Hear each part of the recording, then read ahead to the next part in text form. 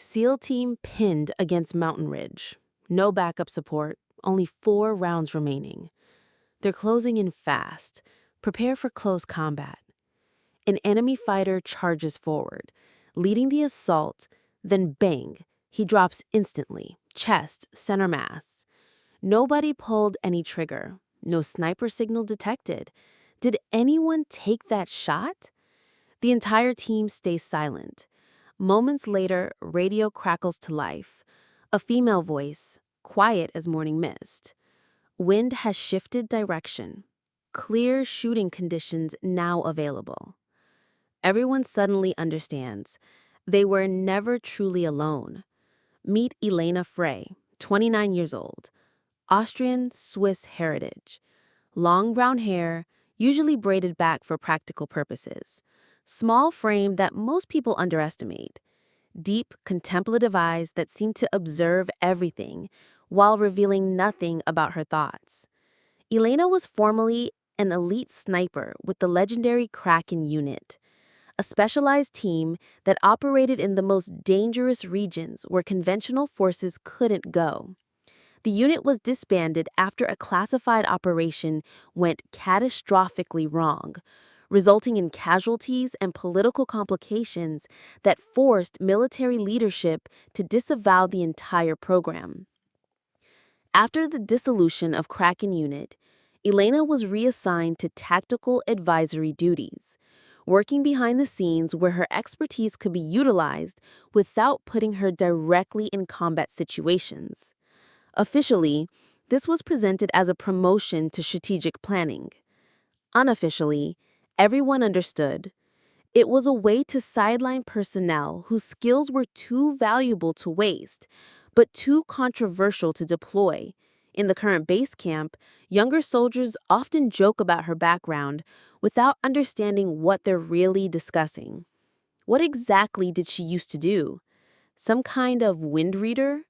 Asked Private Johnson, who joined the military straight from civilian life and measures confidence purely through visible action and obvious results. A sniper who doesn't go into combat is like a model holding a gun for photos, adds Corporal Martinez, whose own combat experience consists mainly of training exercises and brief deployments to relatively safe regions. Elena never responds to their comments or attempts to defend her qualifications. Instead, she spends her days in the wind simulation facility, calculating air current patterns and atmospheric disturbances across mountainous terrain that most people consider irrelevant to tactical planning. Her work involves creating detailed maps of micro-weather conditions that affect long-range ballistics in ways that standard meteorological equipment can't detect or measure. But her most distinctive habit puzzles everyone who observes it. She maintains a small, red thread tied to the highest point of the base camp, using it to gauge wind direction and atmospheric pressure through methods that seem primitive compared to the sophisticated electronic equipment available to modern military units. When asked about this practice, Elena provides only minimal explanation. Electronic instruments measure what happened 5 minutes ago. Wind patterns change faster than sensors can detect. Direct observation provides real-time information that technology can't match. Her colleagues assume this represents outdated techniques from someone who hasn't adapted to modern military technology. They don't understand that her methods combine traditional fieldcraft with advanced understanding of environmental physics that exceeds what most personnel learn through standard training. Elena's workspace contained equipment that most people don't recognize. Atmospheric pressure sensors calibrated for extreme precision, ballistic calculators modified for environmental variables that standard models don't account for, and hand-drawn charts showing wind patterns across terrain features that official meteorological services don't monitor. Most tellingly, she maintains detailed records of environmental conditions during every major operation conducted from the base, creating a database of atmospheric information that could be valuable for future tactical planning. But nobody requests her input for operational planning, and her recommendations are rarely considered during mission briefings. In her personal gear, carefully wrapped in protective cloth, Elena keeps a small piece of silver gray fabric, embroidered by hand with a simple message. For those who never saw the bullet, the fabric appears to be cut from military equipment, possibly a ghillie suit or camouflage material that saw extensive field use. The embroidered message suggests personal significance that Elena doesn't explain to curious observers. Her behavior and equipment indicates someone preparing for opportunities that may never come, maintaining capabilities that aren't currently needed, and preserving skills that official assignments don't utilize. That embroidered message isn't sentiment. It's dedication to people who died because precision shots couldn't reach them when traditional methods failed. SEAL Team 7 receives assignment for Operation Silent Vulture, a high-priority mission in the Western Mountain region. Their objective: infiltrate hostile territory, plant surveillance equipment at strategic locations, and extract quickly before enemy forces can respond. The mission parameters suggest routine special operations work that SEAL teams execute regularly. Intelligence reports indicate moderate enemy presence with conventional weapons and tactics. Environmental conditions appear favorable for the type of rapid insertion and extraction that special forces specialize in.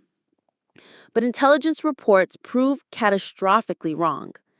Enemy forces detect the SEAL team's presence almost immediately and respond with coordinated tactics that demonstrate advanced training and superior local knowledge.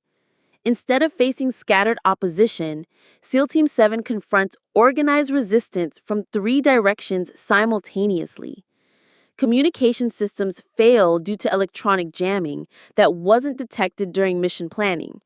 Extract routes become compromised when enemy forces position blocking units at predetermined choke points. Most critically, ammunition supplies run dangerously low as the engagement extends far beyond planned duration. From her monitoring station at base camp, Elena tracks the deteriorating situation through fragmentary radio transmissions and satellite imagery that shows SEAL Team 7 being systematically surrounded and cut off from support. Standard tactical doctrine offers no solutions for their predicament. Artillery support can't reach their position due to terrain obstacles. Airstrikes risk hitting friendly forces in the consigned engagement area. Helicopter extraction is impossible under current enemy fire. Elena analyzes environmental conditions and identifies a brief, calm air corridor, a 5-minute period when atmospheric disturbances will create ideal conditions for extreme long-range precision shooting. She requests authorization to activate Extended Range Support Protocol, a classified capability that would allow base camp assets to provide direct fire support for isolated units. Her request is immediately denied. No sniper assets are currently deployed. You're assigned to tactical advisory duties, not combat operations.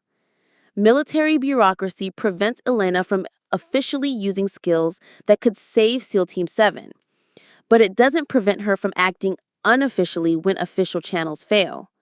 Without seeking additional permission, Elena quietly accesses the Armory's restricted section where equipment from disbanded units is stored pending disposal or redistribution.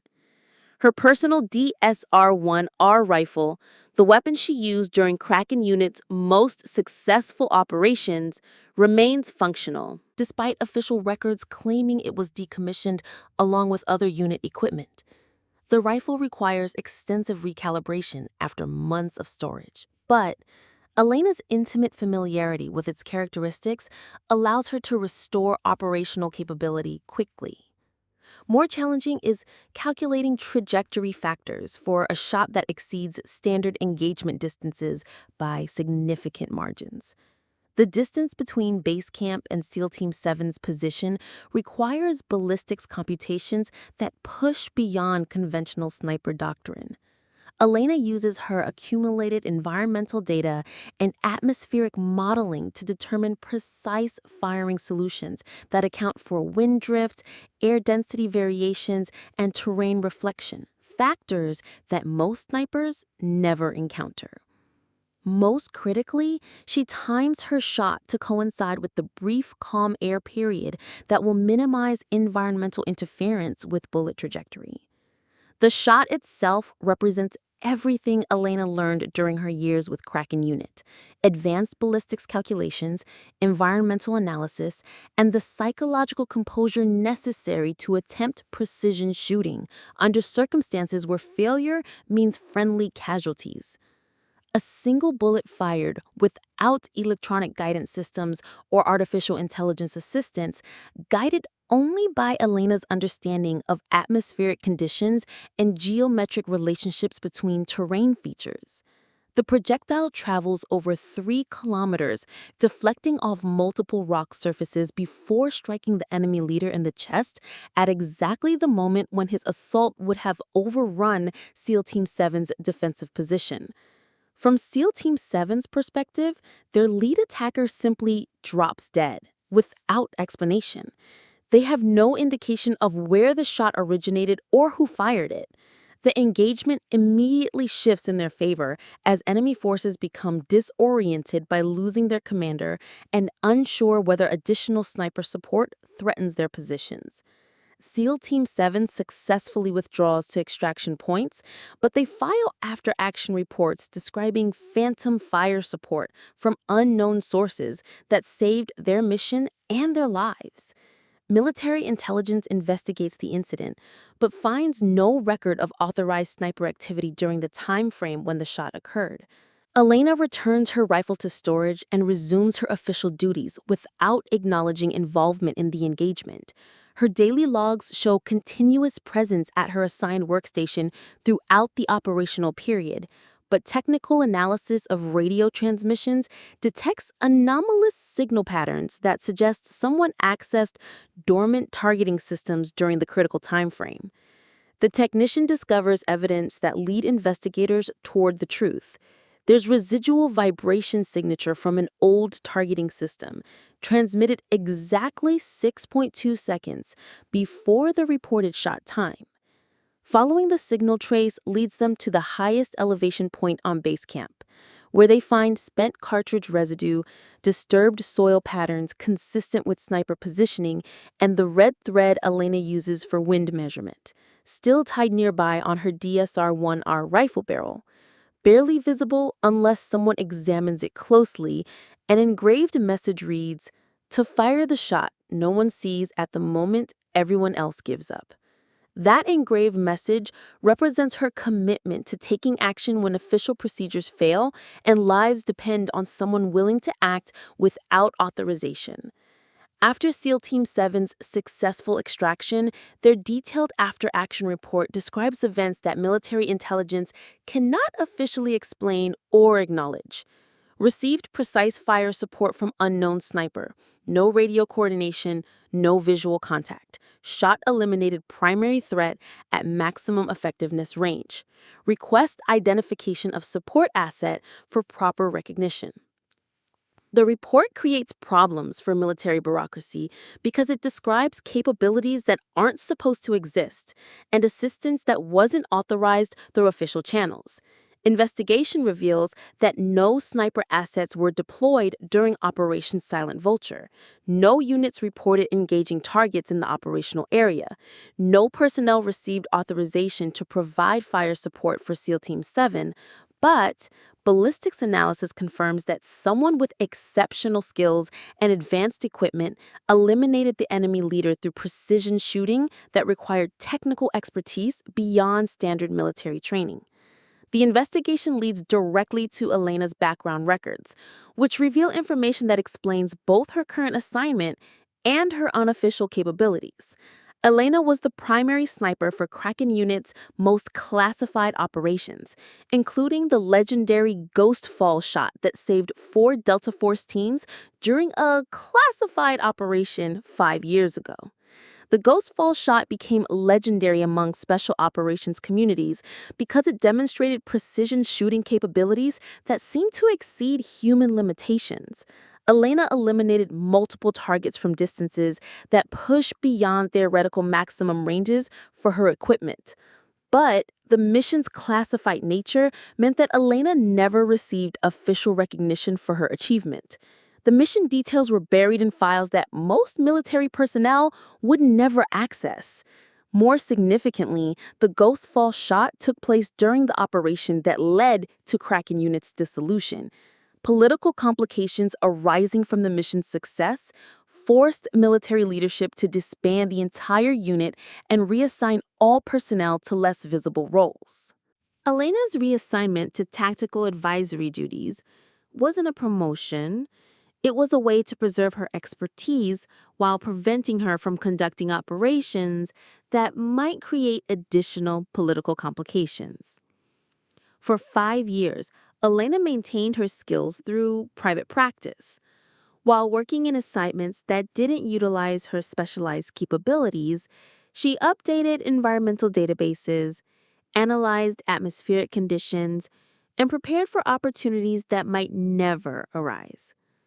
But she never requested reinstatement to active sniper duties or sought recognition for her previous achievements. Instead, she quietly monitored operations from her advisory position, identifying situations where her skills might be needed, even though official procedures didn't authorize her involvement. The SEAL Team 7 rescue represents the first time since Kraken Unit's dissolution that circumstances required Elena to use her exceptional abilities. When military leadership confronts her about the unauthorized shot, Elena provides a response that reveals her understanding of the ethical complexities involved. SEAL Team 7 was going to die unless someone with appropriate skills provided fire support that official channels couldn't deliver within the required time frame. I took action because I possessed capabilities that could save their lives, and official authorization wasn't available when those lives were in immediate danger. Her justification reflects a mature understanding of when individual conscience must override institutional procedures, especially when bureaucratic limitations prevent effective action during life or death situations. Colonel Patricia Hayes, who oversees Special Operations Coordination for the region, reviews Elena's complete service record and reaches conclusions that influence how the incident is officially handled. Elena's unauthorized action violated procedure, but saved 8 Special Operations personnel. Her decision represents exactly the kind of independent thinking that made Kraken Unit effective. Rather than disciplinary action, this incident demonstrates why exceptional personnel need flexibility to act when conventional support systems fail. The investigation's outcome surprises everyone involved. Instead of facing court-martial or additional restrictions, Elena receives an offer to establish a new program that utilizes her skills while maintaining plausible deniability for politically sensitive operations. But Elena declines the offer, choosing to remain in her current assignment where she can provide unofficial support without bureaucratic oversight that might prevent decisive action. 3 months later, an anonymous article circulates through military communication networks. There are still people who don't need signals, don't need permission. They only need reasons not to abandon anyone. The article describes Elena's philosophy without identifying her specifically, but personnel familiar with special operations Recognize the reference to someone who operates according to principles that transcend official procedures. Elena's influence extends beyond individual rescue operations into broader questions about how military organizations balance procedural compliance with operational effectiveness. Her example demonstrates that exceptional personnel sometimes serve most effectively when they operate outside traditional command structures that might constrain their ability to act decisively. 6 months after the SEAL Team 7 incident, Elena receives a package with no return address. Inside is a photograph showing all 8 SEAL Team 7 members at a reunion gathering. Written on the back, "Still alive because someone refused to abandon us when official support failed. Thank you for the shot no one saw." The photograph also contains a custom military challenge coin created by SEAL Team 7. One side shows crosshairs over mountainous terrain. The other side bears the inscription, "Phantom Support, Always Overwatch."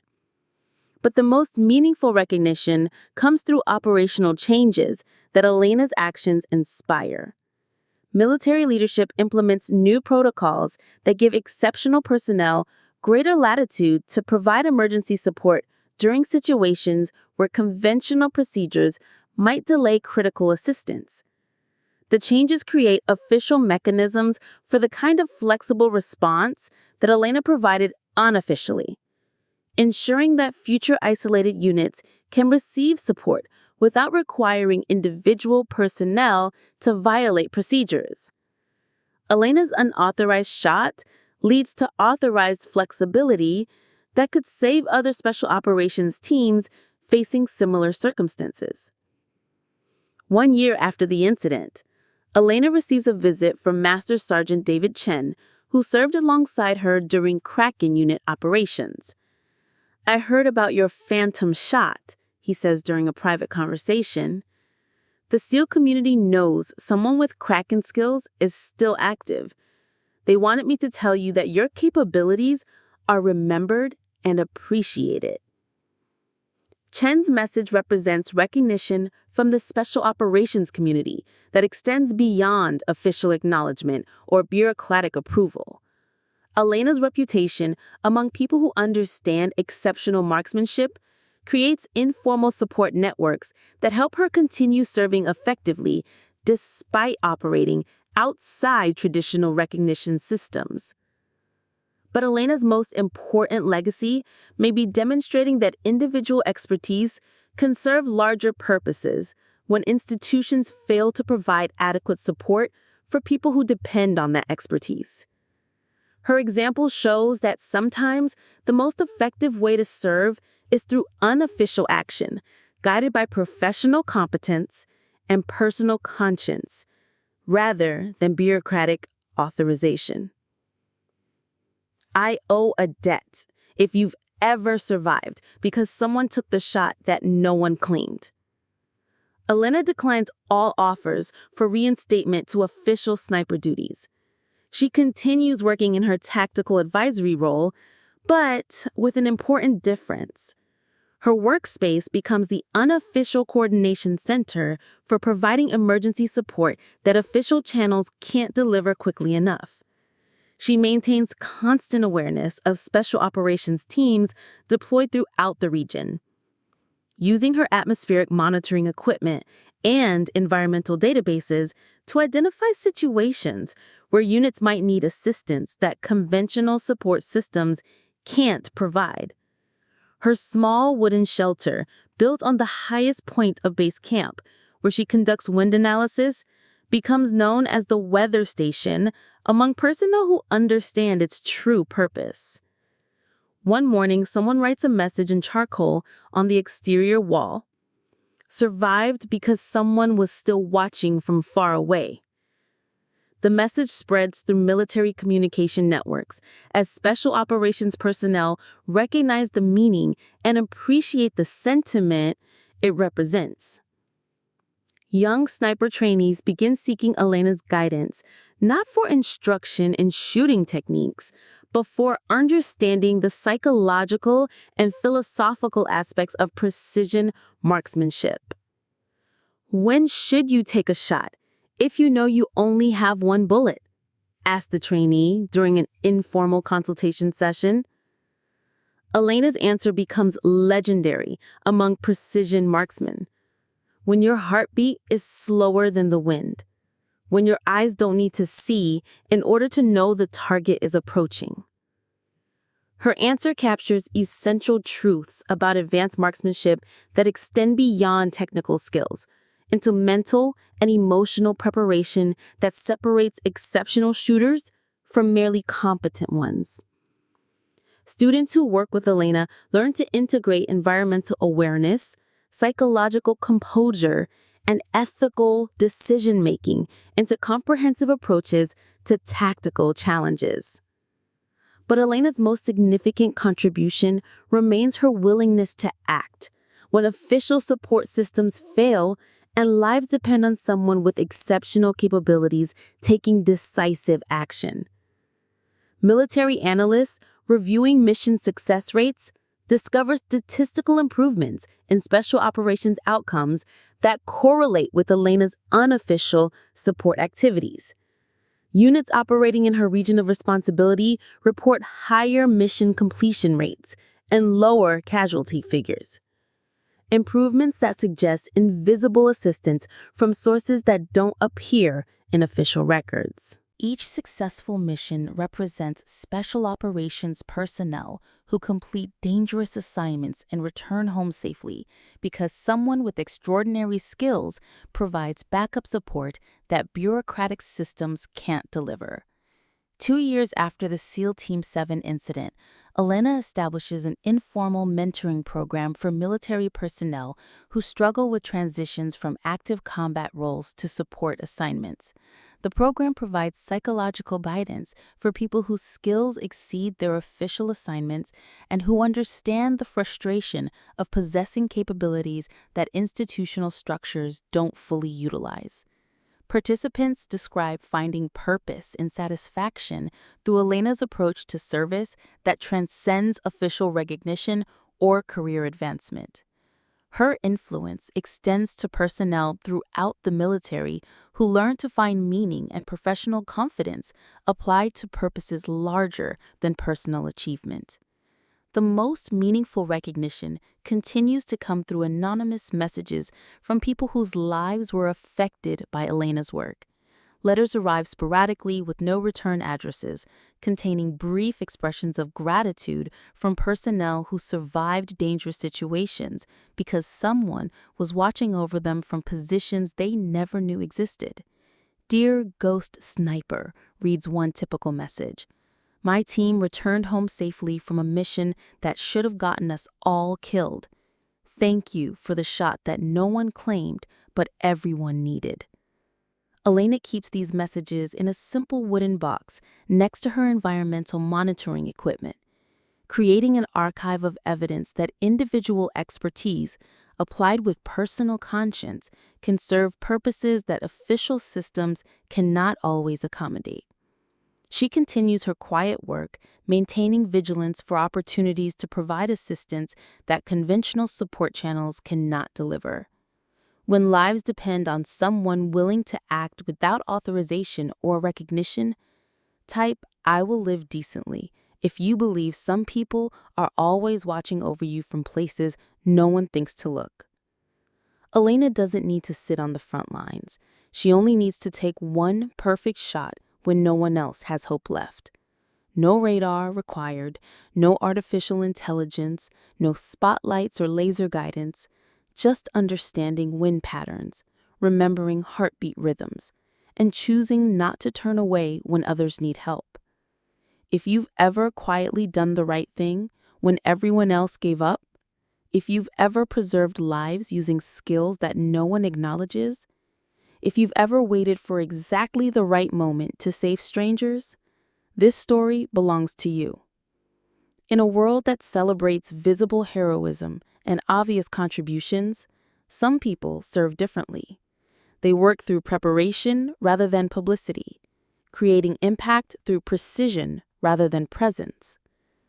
Elena represents everyone who has been relegated to support roles despite possessing exceptional capabilities. The IT specialist who prevents cyber attacks that would cripple infrastructure. The engineer who identifies structural problems before they become disasters. The researcher who develops solutions for threats that most people don't recognize. Yet real heroism often requires accepting invisibility in exchange for effectiveness. It demands expertise applied without applause, skills used without recognition. Maybe you're not saving lives in ways that others can see or appreciate. Maybe your contributions seem small compared to people who receive public recognition for their work. But if you're using specialized knowledge to prevent problems or solve challenges that others can't address, you're providing something irreplaceable. Security that comes from someone caring enough to remain prepared. Keep monitoring conditions. Keep calculating possibilities. Keep preparing for situations where your unique capabilities might determine whether people survive or fail. Because somewhere, someone faces dangers they don't recognize.